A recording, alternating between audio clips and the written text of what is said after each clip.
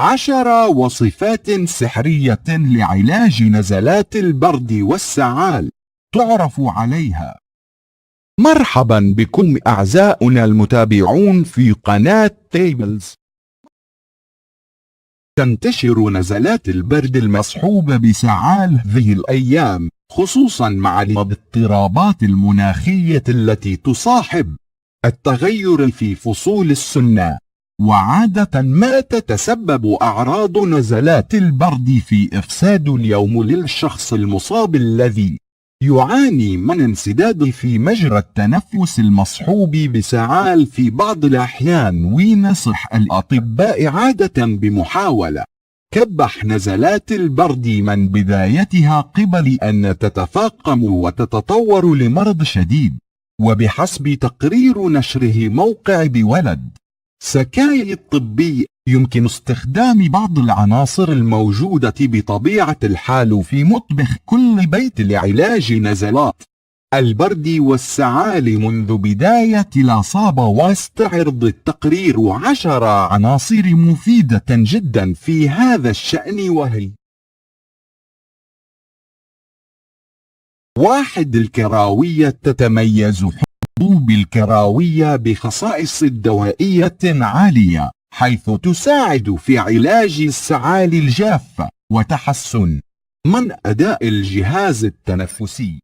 2. الريحان. يساعد نبات الريحان في تخفيف حدة نزلات البرد والسعال، وتدخل أوراق الريحان في صناعة العديد من أدوية السعال العشبية ومذيبات البلغم.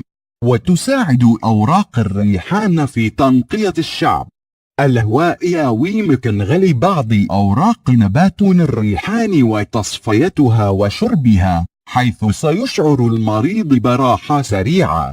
كما أنه فعال في تخفيف التهاب الحلق.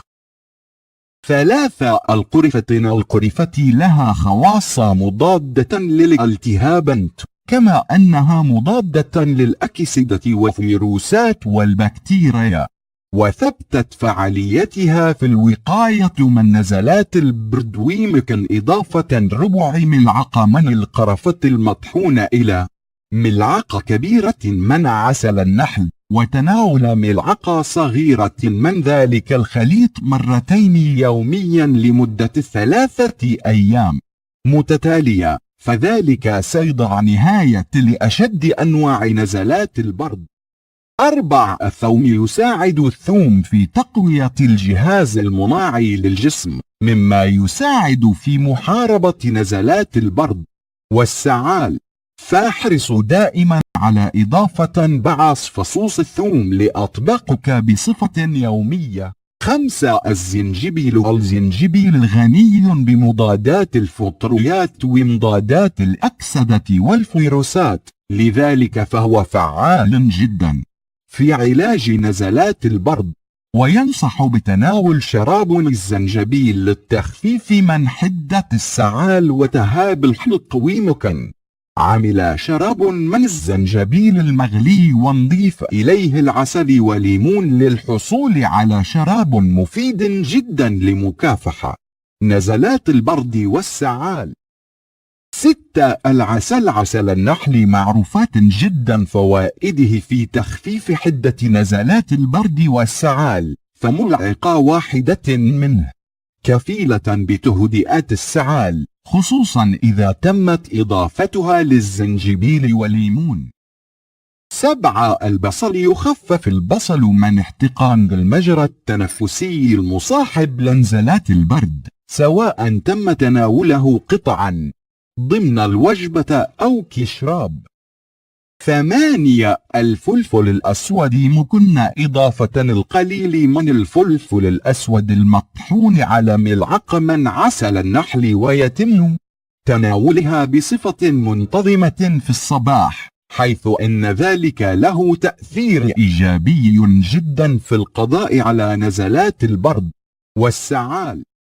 9. ملح الطعام. يعتبر ملح الطعام من الوسائل قليلة الثمن كبيرة المفعول في العلاج من نزلات البرد وسعال ويمكن إضافة ملعقة من الملح إلى كوب من الماء الدافئ واستخدامه كمحلول غرغرة، فيكون له تأثير سريع في تهدئة التهاب الحلق.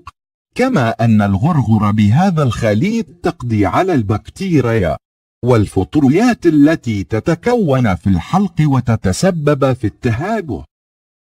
10. الكركم ينصح الخبراء بالكركم لما له من خواص مطهرة ومضادة للالتهابات، ويمكن للمريض الذي يعاني من نزلة البرد أن يضيف القليل من بودرة الكركم إلى كوب من الحليب الدافئ ويشربه بشكل يومي ليشعر بتحسن كبير وسريع. ويحتوي الكركم على مركب الكركيومين، وهو عنصر فعال مضاد للبكتيريا والفيروسات، وله تأثير سريع في القضاء على السعال.